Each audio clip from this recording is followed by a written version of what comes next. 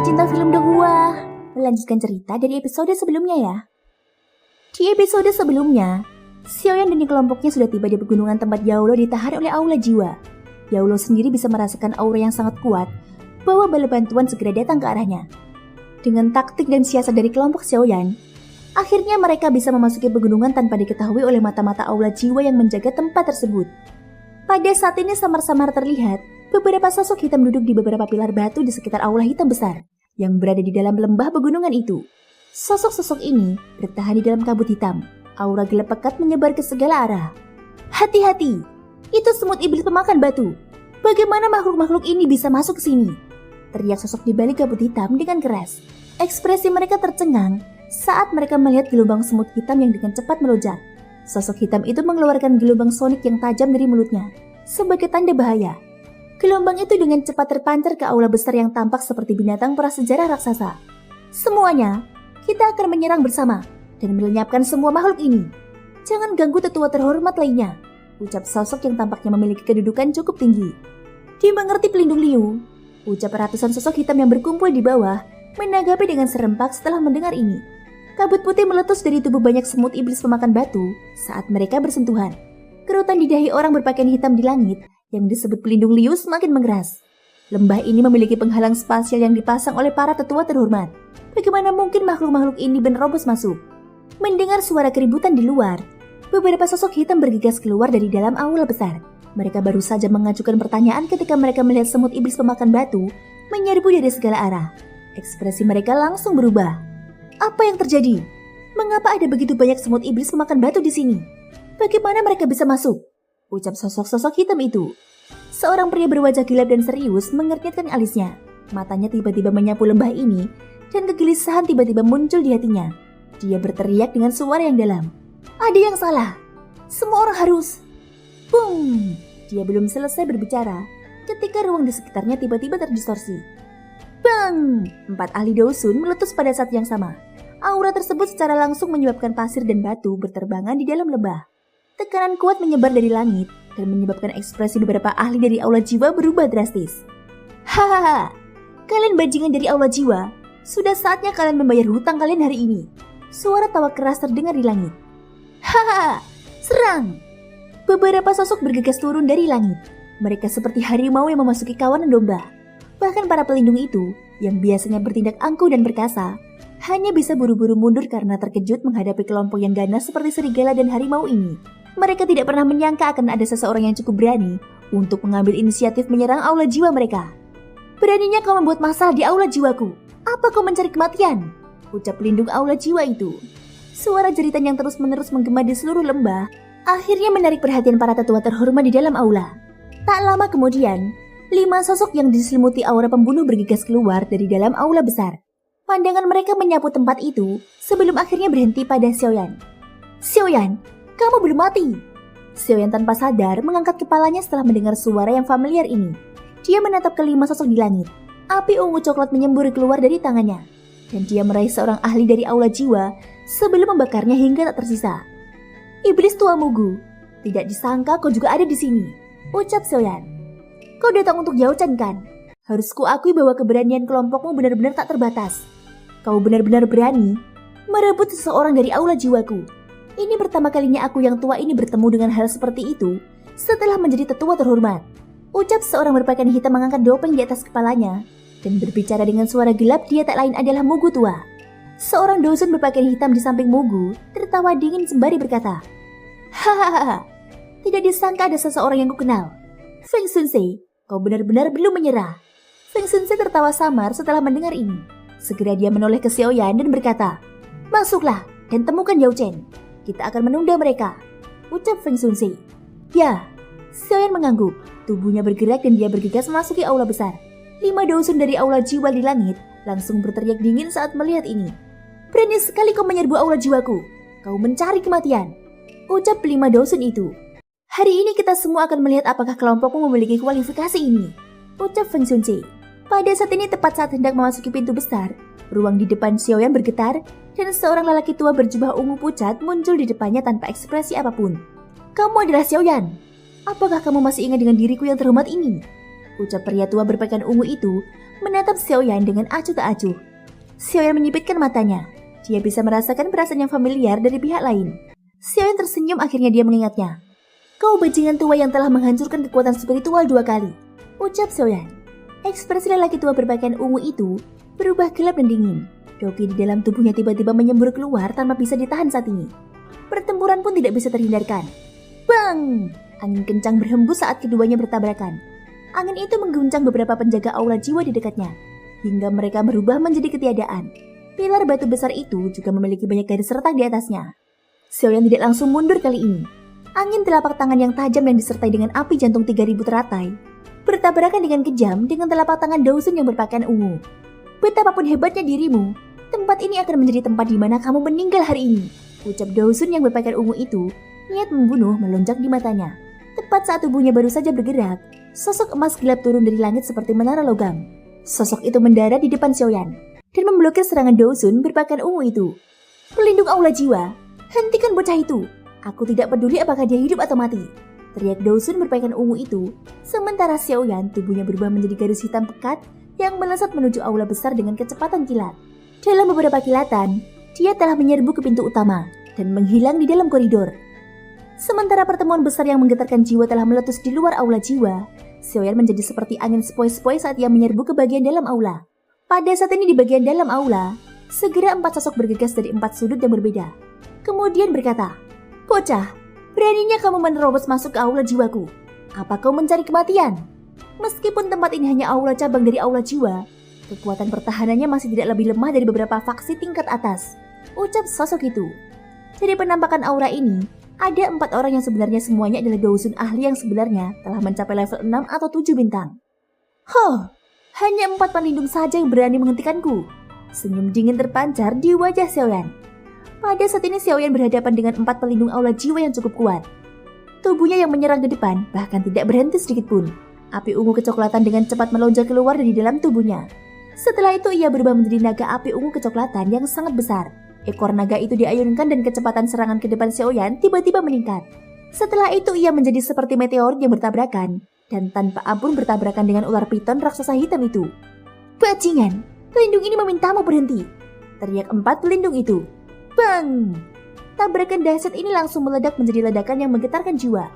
Akhirnya mereka menghantam dinding hitam gelap dengan keras. Tubuh mereka langsung hancur menjadi gumpalan daging cincang. Kabut hitam pekat yang menyelimuti mereka berempat langsung menipis setelah menerima hantaman sekuat itu. Serangan dahsyat itu memaksa mundur keempat Dosong. Setelah itu Xiaoyan tertawa dingin.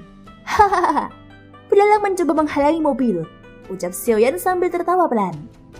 Cahaya ganas langsung melintas di matanya. Kekuatan spiritual yang besar dan dahsyat melonjak keluar dari antara alisnya. 3 tubuh spiritual muncul di udara. Xiaoyan menghisap dengan tangannya setelah menggunakan taktik seperti petir untuk membunuh 3 pelindung aula jiwa. Jiwa pelindung aula jiwa terakhir dihisap ke telapak tangannya. Setelah itu, dia berbicara dengan nada menyeramkan. Di mana tempat jiwa-jiwa di penjara? Kalian hanya punya 1 kesempatan.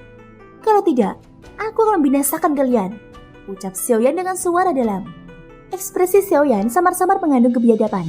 Feng Xunze dan yang lainnya sedang mengulur waktu untuknya di luar. Dia tidak punya banyak waktu luang untuk disia-siakan. Di aula jiwa terkunci. Pelindung aula jiwa itu berbicara dengan nada ketakutan. Saat ini dia tidak berani menyembunyikan apapun. Ketiga rekannya sebelumnya telah diuapkan oleh Xiaoyan menjadi ketiadaan di depan matanya. Itu adalah kekalahan yang sebenarnya. Mustahil untuk menghidupkan kembali, mereka tidak peduli apa yang dilakukan seseorang. Beritahu aku jalannya. Kalau tidak, mati saja. Mata Xiaoyan tampak dingin saat dia berbicara. Belok kiri di depan, ucap pelindung aula jiwa dengan terbata-bata. Kaki Xiaoyan menghentak ke tanah setelah mendengar kata-kata ini. Ia sekali lagi berubah menjadi bayangan hitam yang melesat menuju bagian dalam aula besar dengan kecepatan kilat. Dengan pelindung aula jiwa yang memberitahunya jalan, perjalanan selanjutnya menjadi sedikit lebih santai. Namun ia masih terhalang oleh banyak aula jiwa di sepanjang jalan. Pada saat ini Xiaoyan bagaikan dewa api surgawi yang baru lahir. Hampir tidak ada yang bisa menghentikan langkah kakinya di sepanjang jalan. Kemanapun Xiaoyan lewat saat ia menyerang di depan, semuanya menjadi kaca balau. Mayat-mayat memenuhi lantai. Di koridor yang luas, Xiaoyan tanpa ekspresi memasukkan tangannya yang diselimuti api ungu coklat ke dada seorang pelindung jiwa. Dia melihat tubuh pelindung itu yang perlahan menguap.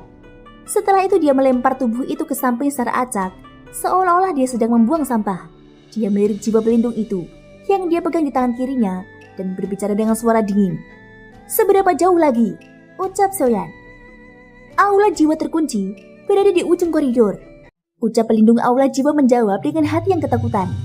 Pembunuhan yang dilakukan Xiaoyan di sepanjang jalan telah menyebabkan hawa dingin menyebar jauh di dalam jiwanya. Orang yang menakutkan ini kemungkinan adalah seseorang yang hanya bisa dihadapi oleh tetua terhormat. Namun semua tetua terhormat di aula saat ini sedang tertunda di luar. Xiaoyan mengangguk pelan. Ekspresinya menjadi semakin gelap dan dingin. Hati pelindung dari aula jiwa terasa dingin setelah merasakan perubahan ekspresi Xiaoyan. Tubuhnya tiba-tiba bergetar dan terlepas dari tangan Xiaoyan. Namun sebelum dia sempat melarikan diri, angin panas telah bertiup dari belakangnya sebelum menelannya. Mata Xiaoyan menatap ke ujung koridor setelah menghabisi orang ini. Ada pintu logam hitam gelap di tempat itu. Pintu ini saat ini tertutup rapat. Xiaoyan samar-samar bisa merasakan aura aneh yang menyebar dari baliknya. Setelah itu ia tiba di luar pintu hitam. Rasa dingin melonjak di matanya saat ia melambaikan lengan bajunya. Api ungu coklat melonjak keluar dari lengan bajunya. Setelah itu api itu bertabrakan dengan keras ke pintu logam. Bang! Tidak peduli seberapa keras pintu besi itu, pintu itu langsung hancur seketika di bawah serangan dahsyat ini. Setelah itu pemandangan di balik pintu besi itu muncul di hadapan Xiaoyan. Itu adalah alun-alun yang sangat luas. Pilar batu setinggi 1000 kaki berdiri di alun-alun menopang langit. Rantai hitam menyebar seperti jaring laba-laba. Gugusan cahaya yang tak terhitung jumlahnya tergantung di ujung rantai ini. Bagian dalam gugusan cahaya dipenuhi dengan tubuh seperti ilusi. Meskipun Xiaoyan sudah melihat situasi seperti ini 2 kali, dia tanpa sadar menghirup udara dingin yang lembut ketika dia benar-benar mengamatinya dari sudut pandang tubuhnya yang sebenarnya. Xiaoyan perlahan melangkah ke alun-alun yang dipenuhi aura kematian yang aneh. Tubuh Xiaoyan bagaikan anak panah yang lepas dari busurnya saat kakinya menginjak tanah dengan lembut. Anak panah itu melesat di atas alun-alun dengan kecepatan kilat. Setelah beberapa tarikan nafas, anak panah itu muncul di panggung datar. Matanya dipenuhi keterkejutan saat melihat bagian dalam gugusan cahaya itu. Seorang lelaki tua dengan rantai besar yang melilit tubuhnya duduk di sana. Mata Xiaoyan memerah. Lututnya ditekuk sebelum dia berlutut di atas panggung batu. Suaranya serak dan membuat orang berduka. "Guru, murid ini ada di sini," ucap Xiaoyan lirih. Ini adalah pertama kalinya Xiaoyan melihat Yao Lao secara langsung sejak Yao Lao ditangkap saat itu. Sosok tua berambut putih itu tidak lagi memiliki ketenangan seperti saat itu. Yang dimilikinya hanyalah kelemahan seorang pria yang sangat tua. Semua ini adalah sumber sakit hati Xiaoyan. Ketika Xiaoyan berlutut di tanah, yang berada di dalam gugusan cahaya sedikit bergetar. Setelah itu dia perlahan membukanya. Mata keruh menatap mata merah pemuda di depannya. Dia terkejut sesaat sebelum senyum puas perlahan muncul di wajahnya. Suaranya serak saat dia berkata, "Si kecil, akhirnya tumbuh dewasa," ucap Yao Lao dengan suara lemah. Xiaoyan bisa dikatakan hanyalah seorang pemuda dengan semangat yang membara dan sikap yang tajam ketika mereka berpisah saat itu. Namun dalam beberapa tahun ini, pemuda saat itu telah tumbuh hingga sejauh itu. Kalimat singkat ini membuat sakit hati Xiaoyan mencapai puncaknya. Dia mengusap matanya dan segera menyesuaikan suasana hatinya. Saat ini dia berada di tempat yang sangat berbahaya dan tidak punya banyak waktu untuk mengejar ketinggalan. Semuanya bisa didiskusikan setelah dia berhasil meninggalkan pegunungan jiwa kematian. Xiaoyan perlahan berdiri. Matanya menyapu gugusan cahaya itu. Kekuatan spiritual yang besar dan dahsyat segera mengalir keluar dari antara alisnya seperti air bah. Saat Xiaoyan menunjukkan kekuatan spiritualnya, Yao Lao segera merasakan perasaan yang familiar dari dalamnya. Pencapaian yang dimiliki Xiaoyan saat ini jauh melampaui harapannya.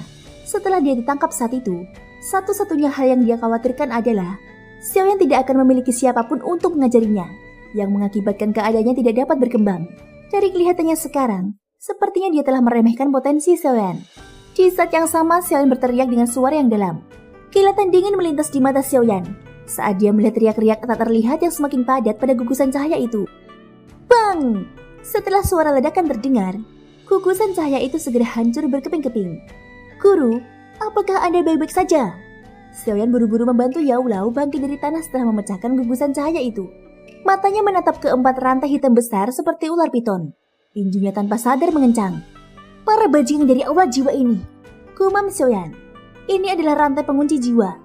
Rantai ini dikhusus dirancang sedemikian rupa untuk menahan jiwaku.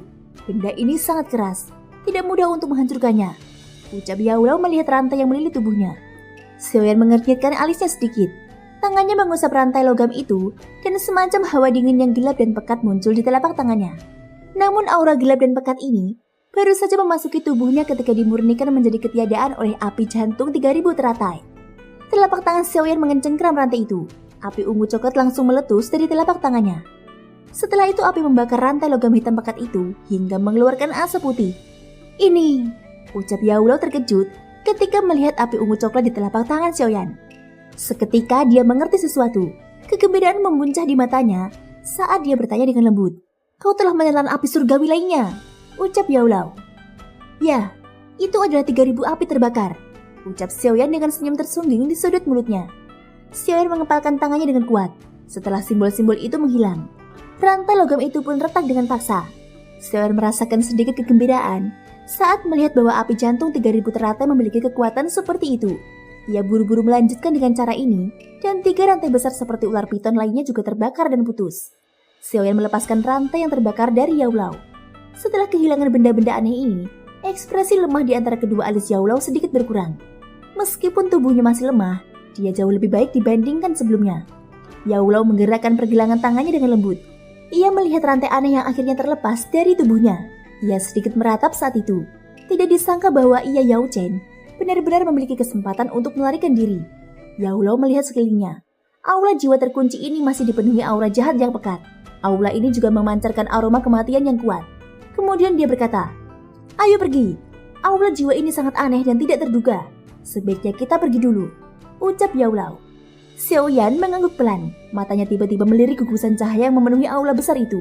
Kilatan dingin melintas di matanya saat dia berkata, "Karena aku di sini, aku juga harus menghancurkan tempat ini dan membiarkan jiwa-jiwa ini melarikan diri. Ini juga akan menciptakan kekacauan di aula jiwa," ucap Xiaoyan lalu dia mengepalkan tangannya. Api ungu coklat itu melebar, berubah menjadi cambuk api. Cambuk itu bergetar dan melengkung di udara sebelum diayunkan dengan keras ke rantai hitam di udara aula besar itu. Namun cambuk api ini hendak mengenai rantai hitam di udara ketika ruang tiba-tiba membeku. Cambuk api itu tampaknya telah menempel di dinding spasial, mengeluarkan suara yang jelas sebelum memantul kembali. "Masih ada ahli dari aula jiwa. Cepat pergi," Yaulo berbicara dengan suara berat.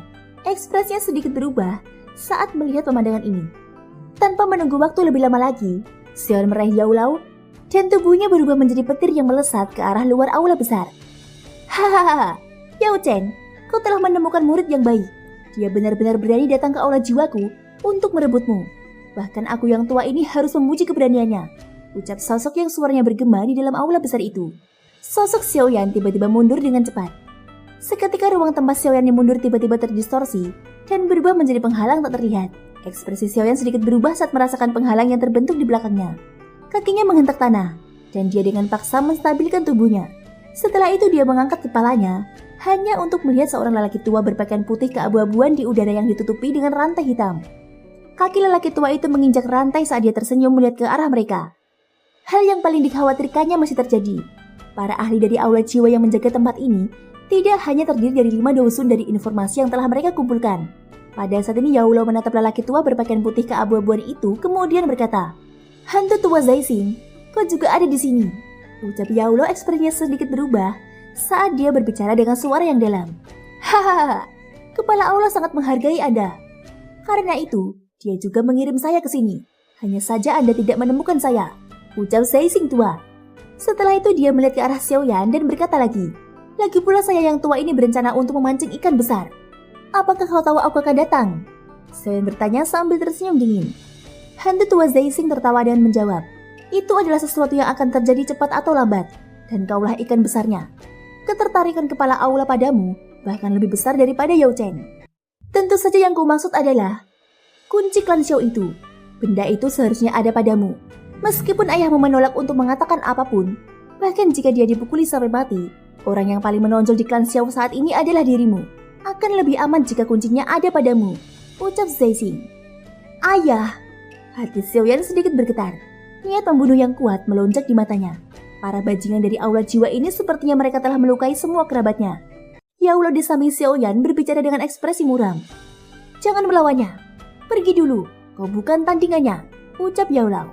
Xiaoyan menggertakkan giginya dan mengangguk. Hari ini dia dapat dianggap telah jatuh ke dalam lingkungan yang benar-benar berbahaya. Jika dia tidak berusaha sekuat tenaga, apalagi membawa Yaulo pergi, bahkan dia sendiri akan berakhir di tempat ini. Kabut hitam yang besar dan kuat melonjak dan langsung menggumpal menjadi jejak telapak tangan kabut hitam berukuran 100 kaki.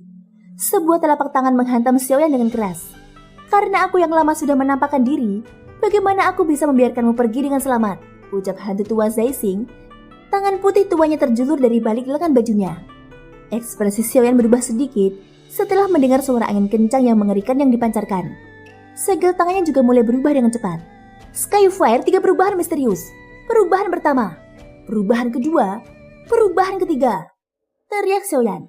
Api ungu coklat menyembur keluar dari telapak tangannya dan berubah menjadi naga api. Naga itu mengeluarkan raungan dan bertabrakan dengan keras dengan telapak tangan itu. Bang! Sebuah ledakan dahsyat menggema di dalam aula besar.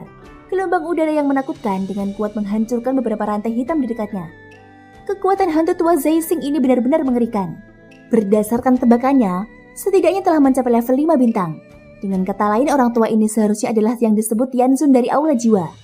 Melihat situasi seperti ini, Yao Lao dengan cepat berkata, hantu tua ini memiliki kekuatan seperti Dosun bintang 5. Jangan melawannya secara langsung, ucap Yao Lao. Tanpa diduga Xiaoyan berkata, Guru, masuklah ke dalam cincin penyimpananku. Serahkan sisanya padaku, kata Xiaoyan dengan suara berat. Yao Chen terkejut saat mendengar ini. Dia langsung mengangguk. Setelah itu tubuhnya bergerak dan berubah menjadi cahaya yang melesat di dalam cincin hitam gelap di jari Xiaoyan. Jika dia dalam kondisi puncaknya, tentu tidak akan sulit untuk mengalahkan hantu tua Zaising ini. Namun kondisinya saat ini sangat lemah, dan dia tidak dapat membantu Xiaoyan. Yang akan dia lakukan hanyalah menjadi beban bagi Xiaoyan. Kilatan tajam terpancar di mata Xiaoyan. Tidak peduli siapa yang menghentikannya hari ini, dia akan membunuh siapa saja yang menghentikannya. Thank you Sobat Donghua semua sudah mendengarkan ceritaku di episode kali ini sampai akhir. Ikutin terus kelanjutan episode-episode berikutnya ya. Semoga hari kalian menyenangkan. Sampai jumpa dan bye-bye.